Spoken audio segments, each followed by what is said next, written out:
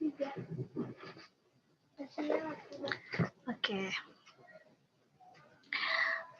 Assalamualaikum warahmatullahi wabarakatuh.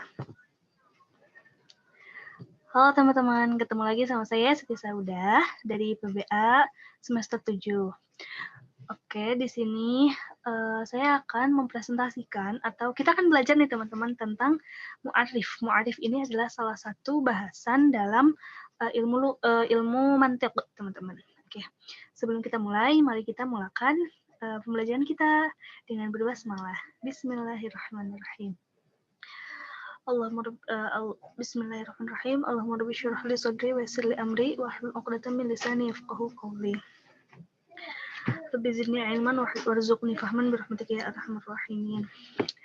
Oke teman-teman, kita akan bahas mu'arif kali ini. Saya mengambil sumbernya itu dari buku ini teman-teman, dari buku Sulam Al-Munawwarah, kajian dan penjelasan ilmu mantik yang ditulis oleh dua orang dari santri pesantren Nirboyo, alumni, yaitu Darul Azkar dan Nailul Huda. Di dalam buku ini, mu'arif itu dibahas dari halaman 54 sampai ke halaman 62. Oke teman-teman, mari kita mulakan ya. Kita langsung aja ke pembahasan ya. Kita berangkat dari definisi dulu nih ya. Mu'arif. Mu'arif itu adalah sesuatu yang dengan mengetahuinya menjadi sebab mengetahui perkara yang didefinisikan atau mu'arraf. Nah, mu'arif sendiri dikenal dengan istilah lain yaitu ta'rif dan juga qaul syarih. Jadi kalau teman-teman mendengar ada kata ta'rif, istilah ta'rif atau qaul syarih, itu berarti mu'arif juga gitu. Kalau kita bandingkan dengan bahasa Indonesia nih ya teman-teman, mu'arif ini artinya definisi. Gitu. Jadi ketika kita tahu definisi, kita dengan mengetahui definisi kita akan tahu apa yang didefinisikan kayak gitu teman-teman. Oke, di sini ada langsung ke contoh aja ya. Biasanya kalau udah contoh tuh lebih gampang ditangkap gitu ya. Di sini contohnya al-insanu huwal hayawanun natiqu. Manusia adalah hewan yang berpikir. Nah, kata atau ungkapan hewan yang berpikir ini adalah mu'arif atau definisi. Definisi dari apa? Definisi dari mu'arraf, yaitu al-insan. Nah, di sini jelas ya teman-teman bahwa dengan kita mengetahui mu'arifnya, kita juga bisa paham atau mengerti mu'arrafnya itu apa. Kayak gitu teman-teman. Kita lanjut ke klasifikasi mu'arif. Nah, mu'arif ini ada 3 macam teman-teman. Ada yang mu'arif had, mu'arif rasm, dan juga mu'arif lafzi. Kita breakdown satu-satu ya. Oke, yang pertama mu'arif had. Secara etimologi, had itu artinya mencegah. Dan kalau misalkan kita tinjau dari terminologi ilmu mantik, mu'arif had adalah mencegah masuknya sesuatu selain perkara yang dita'arifi.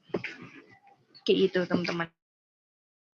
Kemudian yang kedua adalah mu'arif rasm. Rasm artinya secara etimologi itu artinya pengaruh. Gitu ya, sama sepadan dengan kata athar.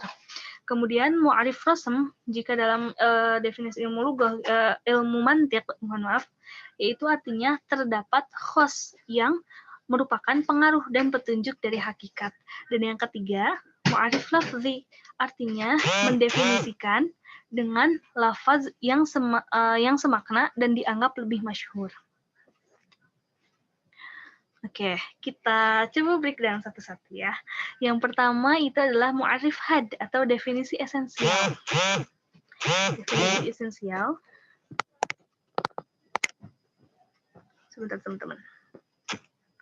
Oke. Nah, di sini mu'arif had itu terbagi menjadi 2 macam. Ada yang tam dan juga ada yang nakis. Nah, kalau misalkan yang tam itu kita mendefinisikan sesuatu dengan jenis qorib dan juga fasal qorib. Nah, di sini kan pasti teman-teman bingung nih, jenis qorib itu apa sih? Fasal qorib itu apa sih? Oke, sedikit saya jelaskan ya teman-teman bahwa fasal qorib, jenis qorib dan juga nanti ada khos itu termasuk ke dalam bahasan lafaz guli yang juga dibahas oleh teman saya yang lain di video yang lain. Boleh teman-teman klik ya, biar lebih paham gitu ya. Saya singgung sedikit saja. Jadi jenis itu secara umum adalah bagian penyusun hakikat yang mengarah pada hakikat itu sendiri dan pada hakikat lain gitu. Kalau fasal itu bagian penyusun hakikat yang mengarah pada hakikat juga dan berfungsi untuk membedakannya dengan yang lain gitu. Nah, di sini nanti akan kita temukan ada yang jenis yang qorib dan juga ada yang ba'id. Pun untuk fasal ada yang qorib dan juga ada yang ba'id. Nah, kalau yang jenis qorib itu kan yang dekat ya teman-teman. Maksudnya tuh jadi dia itu ada titik persamaan hakikat dan semua hakikat lain yang kalau kita gambarkan dengan skema jenis qorib itu ke bawahnya itu udah nggak ada lagi, nggak bisa dibagi lagi gitu. Sedangkan kalau jenis ba'id itu tuh titik persamaannya antara hakikat dengan sebagian dari hakikat lain gitu. Dan kalau jenis ba'id ini kebalikan dari jenis qorib. Kalau jenis qorib itu ke bawahnya udah nggak ada lagi dan ke atasnya masih banyak hakikat. Kalau jenis ba'id itu ke atasnya sudah tidak ada hakikat, ke bawahnya banyak hakikat yang lain gitu. Nah, kalau misal jenis sendiri ini tuh menjawab pertanyaan apa itu gitu. Nah, apa itu tuh pertanyaan itu bisa dijawab dengan jenis qorib ini gitu. Maksudnya tuh jawabannya itu bisa disebut jenis qorib. Nah, terus ada fasal nih. Fasal juga ada fasal itu kan tadi bagian penyusun hakikat yang fungsinya itu membedakan dengan hakikat lain kan. Sama fasal juga ada yang qorib dan juga ada yang ba'id. Nah, kalau yang qorib itu khusus pada hakikat yang membedakan dengan hakikat lain yang persamaannya itu ada di jenis qorib. Nah, kalau yang fasal ba'id itu ada persamaannya di jenis ba'id gitu, kayak gitu teman-teman. Dan nanti juga kita akan ketemu khos, tapi nanti kita pas bahas khos aja ya. Oke teman-teman, untuk fasal dan jenis itu bisa teman-teman cek di video teman saya yang lain yang membahas tentang lafaz guli ya. Oke, kita lanjut dulu ke mu'arif had yang tam gitu. Mu'arif had tam itu mendefinisikan sesuatu dengan jenis qorib dan juga fasal qorib. Dengan catatan atau syarat, jenis qoribnya itu harus didahulukan daripada fasal qorib. Contohnya gimana? Al-insanu huwal hayawanun natiqu. Manusia adalah hewan yang berpikir. Kayak gitu teman-teman. Jadi kata hayawan ini adalah satu hakikat yang dia nggak bisa dibagi-bagi lagi gitu. Seperti itu. Mungkin ada yang di bawahnya, tapi itu sifatnya bukan hakikat lain, tapi individu-individu yang mencangkup ke dalam si kata hayawan ini gitu. Nah, terus lanjutnya itu an-natiqu. An-natiqu itu kan tadi ya hakikat yang membedakan dengan yang lain. Dan di sini persamaannya ada dalam jenis qorib gitu. Jenis qorib gitu. Nah, di sini fasal qoribnya itu adalah an-natiqu yang berpikir gitu. Ya, di sini kan jelas ya teman-teman, al-insanu wal hayawanun natiqu, manusia adalah hewan yang berpikir. Udah pasti kan, udah jelas gitu. Maksudnya itu definisinya itu dapat diterima oleh akal kita kan teman-teman. Oke, manusia hewan tapi hewan yang mampu berpikir kayak gitu. Kemudian had naqis. Had naqis ini adalah mendefinisikan sesuatu dengan fasal qorib saja atau fasal qorib dengan jenis ba'id gitu. Disebut nakis karena ada sesuatu yang keluar dari had, keluar dari sesuatu yang mencegah gitu. Jadi memungkinkan ada cakupan lain gitu teman-teman seperti ini ya. Kalau misalkan kita lihat contoh. Oke, contohnya itu yang pertama al-insanu huwan natiqu. Ini adalah contoh had nakis yang menggunakan fasal qorib saja. Manusia adalah sesuatu yang berpikir. Nah, di sini kalau kita tinjau gitu kan, pakai katanya itu sesuatu ya. Sesuatu kan berarti kalau sesuatu tuh masih rancu gitu teman-teman, nggak mengacu ke manusia aja, iya kan, iya nggak sih gitu kan. Jadi sepertinya akan ada spekulasi atau pengertian yang lain, hakikat lain yang masuk gitu. Dan yang kedua, contoh kedua, al insanu huwal jismun natiqu. Manusia adalah materi yang berpikir gitu. Nah, kalau misalkan kita lihat materi ini tuh masih bisa kita bagi lagi gitu, masih ada hakikat-hakikat lain di bawahnya. Nanti al-jismu itu bisa terbagi menjadi kan materi yang berkembang, tidak berkembang, dan nanti yang berkembang terbagi lagi dan terbagi lagi seperti itu teman-teman. Dan ini akan sulit kita menemukan definisi esensial ya, hakikatnya itu seperti apa, seperti itu teman-teman. Nah, lanjut ke mu'arif rasm atau definisi aksidental. Sama seperti had tadi, mu'arif rasm juga terbagi menjadi dua. Ada yang tam dan juga ada yang nakis. Nah, kalau misalkan rasm tam ini adalah mendefinisikan sesuatu menggunakan jenis qarib dan juga khos yang bersifat umum dan juga melekat. Nah, tadi saya sempat singgung khos ya. Khos itu apa sih? Khos itu adalah menjawab pertanyaan sesuatu apakah sifatnya gitu. Jadi lebih ke sifat gitu teman-teman. Menghendaki perbedaan dalam aspek sikap gitu. Jadi perbedaan hakikat itu dari sifat, mohon maaf, dari aspek sifat gitu. Oke, dan ada catatan juga bahwa jenis qarib didahulukan daripada khos. Kayak gitu teman-teman. Kita lihat contohnya ya biar lebih paham tergambar gitu ya. Contohnya di sini al-insanu huwal hayawanud dhahik. Manusia adalah hewan yang bisa tertawa. Ya, teman-teman. Manusia adalah hewan yang bisa tertawa. Nah, di sini jenis qaribnya itu hayawan sama ya seperti tadi penjelasannya, dan di sini ad-dhahiku ada khos nih. Khos yang bersifat umum dan juga melekat gitu. Maksudnya tuh bersifat umum itu bahwa semua manusia itu bisa tertawa gitu teman-teman, bisa tertawa dan juga tertawa, sifat tertawa ini tuh melekat pada manusia seperti itu. Nah, lanjut ke rasm naqis. Rasm naqis itu mendefinisikan sesuatu menggunakan khos saja atau khos dan juga jenis ba'id. Contohnya, al-insanu huwa dhahiku. Manusia adalah yang bisa tertawa. Gitu kan. Mikir dulu nih, emang yang bisa ketawa emang cuma manusia aja gitu kan, teman-teman. Kalau misalkan kita lihat di yang lain-lain, mungkin kita pernah dengar ya setan juga bisa ketawa kayak gitu-gitu teman-teman. Jadi ini masih kayak definisinya tuh naqis gitu ya, masih belum terkait gitu teman-teman, masih ada sesuatu yang bisa masuk gitu. Lalu yang kedua, al-insanu huwal jismu ad-dhahik. Manusia adalah materi yang bisa tertawa. Tadi udah dijelasin ya, bahwa materi itu masih ada turunannya lagi gitu, hakikat-hakikat lain gitu. Jadi belum bisa menggambarkan si manusia ini gitu, kalau misalkan kita gunakan istilah materi. Oke gitu teman-teman, kita lanjut lagi ya. Terakhir yang ketiga tadi, mu'arif lafzi atau definisi nominalis. Nominalis, nomina, kata benda ya teman-teman. Oke, di sini itu mendefinisikan sebuah lafaz dengan lafaz lain yang semakna dan lebih masyhur di telinga pendengar. Contohnya nih di sini ada al-burru wal qamhu. Al-burru dan al-qamhu itu dua-duanya sama artinya gandum. Namun kata al-qamhu dianggap lebih masyhur di telinga para pendengar. Nah, contohnya dalam bahasa Indonesia nih, ada kata geria adalah rumah. Nah, kita kan jarang banget dengar orang misalkan, ayo mampir ke geria saya gitu kan. Itu aneh kan gitu. Orang-orang tuh pasti apaan geria gitu. Tapi kalau misalkan kita gunakan dengan rumah, mari mampir ke rumah saya, itu kan lebih enak gitu. Jadi mungkin bisa dijelaskan nanti, mari mampir ke geria saya. Geria itu apa? Geria itu rumah gitu. Seperti itu teman-teman. Itu salah satu contoh mu'arif lafzi gitu kalau diterapkan gitu teman-teman.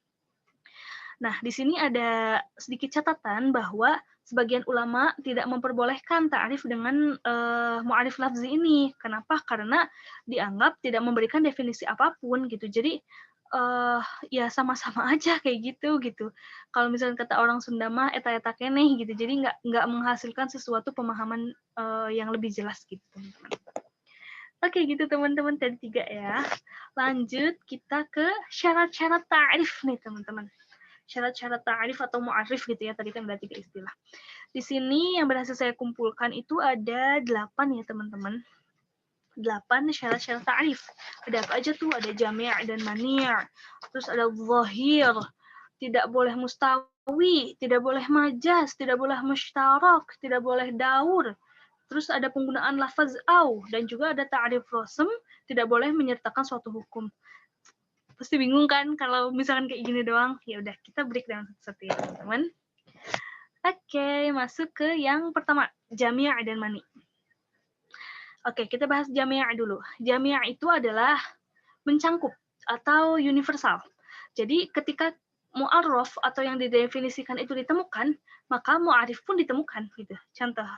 Contohnya seperti contoh yang tadi ya. Ini adalah salah satu contoh yang salah nih teman-teman. Al-insanu hayawanun katibun. Manusia adalah hewan yang dapat menulis. Di sini itu nggak mencangkup nih teman-teman, katibun, menulis gitu. Nggak semua manusia itu bisa menulis, ya nggak sih teman-teman? Contohnya maaf nih, misalkan yang buta huruf nih, jangankan untuk nulis gitu, untuk baca aja, mengetahui aja susah kan. Terus kemudian yang kedua misalkan yang mohon maaf yang tidak punya tangan sejak lahir misalkan, atau yang kecelakaan harus diamputasi dan sebagainya. Berarti itu kan tidak mencakup teman-teman. Jadi nggak bisa definisi ini tuh ditolak gitu, tidak bisa digunakan, tidak memenuhi syarat ya. Yang kedua kemudian mani'. Mani' itu adalah menolak masuknya individu luar di luar cakupan ta'rif gitu. Ketika mu'arif definisi itu ditemukan, maka mu'arraf yang didefinisikan juga ditemukan. Contohnya, al-insanu hayawanun hassasun. Manusia adalah hewan mengindra. Oke, mohon maaf, ini contoh yang salah ya teman-teman. Perlu di disclaimer dulu. Ini yang contoh-contohnya adalah contoh-contoh yang salah ya teman-teman. Yang tidak memenuhi syarat gitu. Oke. Manusia adalah hewan pengindra. Nah, di sini tuh masih bisa ada individu lain yang masuk nih teman-teman. Maksudnya gimana? Ketika kita bilang al-insanu hayawanun hassasun, manusia adalah hewan pengindra. Nah, pengindra di sini tuh nggak bisa mencegah individu lain masuk gitu. Hewan yang bisa mengindra itu nggak cuma manusia, tapi juga kuda, unta, apalagi kucing, gajah, hewan lainnya itu juga bisa mengindra, bisa melihat, bisa mendengar, bisa mencium, bisa merasakan gitu teman-teman, bisa meraba. Seperti itu. Jadi memang jami' dan mani' ini syarat ta'rif banget gitu. Jadi ketika kita ketemu mu'arraf, ya mu'arif harus ditemukan, dan ketika kita ketemu mu'arraf pun harus ditemukan. Kayak gitu teman-teman. Oke, kita lanjut ke syarat selanjutnya yang kedua. Adalah zahir. Harus jelas dan tidak boleh samar. Harus mudah dipahami oleh pendengar dan bukan sesuatu yang maksudnya itu lebih samar dari yang dita'rifi gitu. Jadi si mu'arifnya itu jangan lebih samar. Contohnya di sini nih. An-naru jismun karruhi. Api adalah materi yang menyerupai ruh. Kalau kita pikir nih ya teman-teman. An-naru, api. Api udah jelas ya, kita bisa lihat, kita bisa indra gitu ya bagaimana si api itu. Nah, kemudian karruh didefinisikannya itu dengan ruh yang masih menjadi perdebatan, yang tidak bisa kita indra, yang sulit didefinisikan, dan inilah jadinya nggak jelas gitu. Jadi ta'rifnya itu atau mu'arifnya itu ditolak gitu teman-teman, tidak memenuhi syarat. Kemudian yang ketiga adalah tidak boleh musawi. Musawi itu apa? Musawi itu yang tingkat kesamarannya itu sama gitu. Contohnya di sini, al-mutaharriku ma laisa bisakinin. Benda bergerak adalah benda yang tidak diam.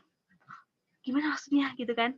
Nah, di sini maksudnya ta'rif ini nggak memenuhi syarat. Kenapa? Karena laisa bisakinin, tidak benda yang tidak diam itu nggak bisa menjelaskan mutaharrik, benda bergerak gitu ya. Ini sama-sama aja gitu loh. Jadi sama mungkin apa ya? Jadi nggak bisa gitu dipakai. Kita tuh nggak menemukan sesuatu pemahaman gitu. Iya nggak sih teman-teman? Kalau misalnya kita tanya benda bergerak itu apa sih? Ya benda bergerak yang benda yang nggak diem gitu kan. Sih nggak jelas gitu. Jadi ini nggak bisa disebut ta'rif gitu. Kemudian nih yang keempat ya, tidak boleh majaz. Majaz itu adalah perumpamaan, gitu kan teman-teman. Tidak boleh menggunakan majaz tanpa disertai qarinah atau bukti yang memalingkan dari makna asalnya atau tidak menghendaki makna asal. Contohnya di sini, al-balidu huwal himarun. Orang bodoh adalah keledai. Ini kan pasti nggak masuk dalam akal kita. Terus kalau kita ngeliat keledai itu manusia bodoh gitu, kan nggak gitu teman-teman. Nah di sini kalau misalkan dengan majaz aja itu kan tidak boleh ya. Tapi boleh ketika disertai qarinah yang memalingkan dari makna asal tuh. Contohnya di sini al-balidu huwal himarun yaktubu. Orang bodoh adalah keledai yang menulis. Nah ini si keledainya itu diselewengkan nih gitu, diselewengkan gitu. Yang menulis gitu, mana ada keledai bisa nulis gitu kan. Gitu teman-teman. Kemudian yang kelima ya, yang selanjutnya tidak boleh dengan musytarok. Musytarok itu adalah satu makna yang punya banyak kata. Sebentar. Yang multitafsir gitu loh teman-teman.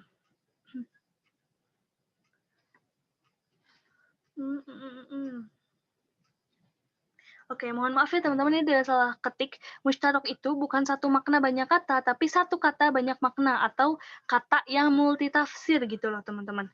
Jadi nggak boleh kita mendefinisikan sesuatu dengan kata yang multitafsir gitu, kecuali, nih ada pengecualian, disertai korinah atau indikator atau bukti yang menjelaskan makna yang dikehendaki. Contohnya itu apa? Asyamsu huwa ainun. Matahari adalah ain.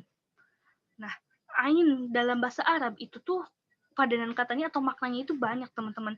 Ada ainun mata beneran nih, mata beneran. Ada ainun mata-mata, ada sumber air, ada matahari, ada emas, ada juga seorang tokoh gitu yang terpandang gitu. Itu juga artinya ainun gitu. Dan ini tuh pasti bakal jadi bingung gitu loh teman-teman, jadi bingungin gitu. Asyamsu huwa ainun. Matahari adalah nanti kan orang yang tahu ainun itu mata gitu, matahari adalah mata, maksudnya gimana gitu kan, itu pasti bingung gitu. Maka dari itu gitu, itu tidak bisa digunakan kecuali jika ada korinah gitu. Contohnya korinahnya itu isyarat nih, bahasa isyarat. Kita sembari menunjuk asyamsu huwa ainun gitu. Matahari itu adalah ain gitu. Ain di sana itu merujuk pada makna yang artinya itu matahari gitu. Itu boleh gitu teman-teman. Oke, kemudian yang keenam, tidak boleh daur. Ta'rif tidak boleh terkait dengan sesuatu yang dapat diketahui melalui perantara perkara yang didefinisikan atau mu'arraf, baik satu atau beberapa tahap, karena akan menyebabkan daur. Daur itu apa? Siklus yang tak berujung. Jadi tutup aja muter terus gitu. Contohnya nih yang satu tahap. Asyamsu kaukabu nahariyun. Matahari adalah bintang siang. Ta'rif ini tidak dibenarkan, ta'rif ini ditolak. Kenapa? Karena dalam ta'rif ini ada kata siang. Ya nggak sih? Mu'arifnya itu kata siang gitu, definisinya itu siang gitu. Sedangkan untuk mengetahui makna siang itu kita butuh kata matahari, yang dalam konteks ini matahari itu sebagai mu'arraf, sebagai sesuatu yang didefinisikan gitu. Buktinya nih, matahari tercantum dalam definisi siang. Ada nih di sini. An-naharu muddatul lati baina tulu'i syamsi wa ghurubiha. Siang adalah waktu antara terbit dan tenggelamnya matahari gitu. Jadi kalau misalkan kita mendefinisikan matahari sebagai bintang siang, sementara untuk siangnya saja kita perlu matahari, itu kan muter-muter terus teman-teman. Jadi nggak akan ketemu definisi yang pasti kayak gitu. Nah, kalau misalkan dengan contoh yang beberapa tahap nih, ada nih contohnya. Al-isnaini huwa awwalu adadin yan qasimu bimutasawiyaini. 2 adalah bilangan pertama yang bisa dibagi 2 sama rata. Oke. Kemudian, al-mutasawiyaini huwa syai'aini la yazidu ahaduhuma 'alal akhar. 2 hal yang sama rata adalah 2 perkara yang salah satunya tidak lebih banyak dari yang lain. Kemudian, asyai'aini huwal isnain. 2 adalah perkara 2. Hah? Gitu. Balik lagi dong. 2 awalnya 2, ujungnya 2. Jadi apa gitu? Kita nggak nemu definisi dari 2 itu apa. Nah, seperti ini teman-teman ya contohnya. Contoh yang kenapa nggak boleh daur gitu ketika kita membuat ta'rif gitu. Oke. Kemudian penggunaan lafaz au. Tidak boleh memasukkan lafaz au dalam ta'rif had dan boleh dalam ta'rif rasm.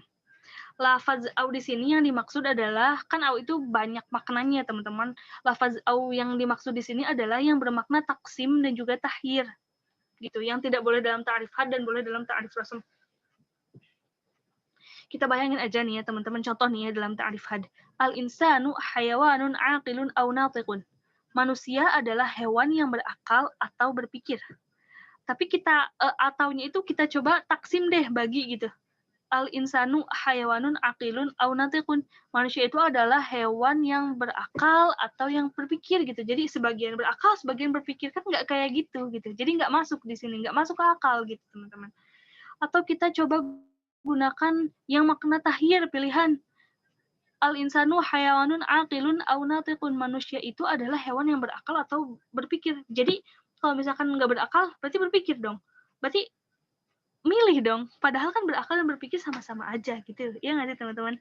Ya kayak gitu. Dan diperbolehkan dalam ta'rif rasm, karena ta'rif rasm itu kan tadi penggunaannya ada penggunaan ini ya, khos ya teman-teman, kekhususan gitu. Jadi kalau kekhususan itu kita bisa memilih gitu ya teman-teman, bisa memilih dan juga membagi ini. Al-insanu hayawanun dhahikun au bakiyun. Manusia adalah hewan yang bisa tertawa atau menangis gitu. Jadi sebagian manusia ada yang bisa tertawa, ada yang menangis gitu. Itu masih kebayang gitu di akal, masih masuk ke akal gitu teman-teman. Atau misalkan manusia adalah hewan yang tertawa atau menangis itu kita pilih nih, oh manusia kalau gak tertawa berarti nangis gitu. Itu kan masih masuk ke akal ya teman-teman. Nah, sedangkan untuk lafaz au yang bermakna syak dan ibham secara mutlak itu tidak diperbolehkan, baik untuk ta'rif had maupun ta'rif rasm. Kayak gitu teman-teman. Oke, lanjut yang terakhir. Ta'rif rasm tidak boleh menyertakan suatu hukum. Nah, artinya dalam ta'rif rasm tidak diperbolehkan mencantumkan hukum karena penghukuman atas sebuah perkara merupakan bagian atau cabang dari pentasawuran perkara tersebut gitu. Hal ini tidak diperbolehkan jika hukum dijadikan satu juz penyusun rasm. Namun jika di luar rasm itu diperbolehkan gitu. Contohnya di sini al-fi'lu huwal ismul marfu'un. Fa'il adalah isim yang dibaca rafa'. Nah, ini kenapa gak boleh gitu teman-teman? Karena kan al-marfu'un itu hukum ya. Jadi tidak bisa dijadikan ta'rif gitu teman-teman. Karena yang marfu'un itu kan gak cuman al-fi'al aja gitu. Masih ada yang lain-lainnya gitu. Jadi kan ini kan menjadi bagian dari si ta'rifnya gitu teman-teman. Gitu. Jadi ini definisi yang gak masuk ke akal atau masih masih bisa dibantah lah gitu. Masuk akal sih masuk akal gitu. Oh iya kita tahu bahwa fi'il itu adalah isim yang marfu gitu. Tapi kan ini masih bisa dibantah gitu teman-teman. Marfu kan masih ada tuh yang lainnya, misalkan mubtada, khobar juga marfu gitu kan. Isim marfu juga gitu, kayak gitu teman-teman.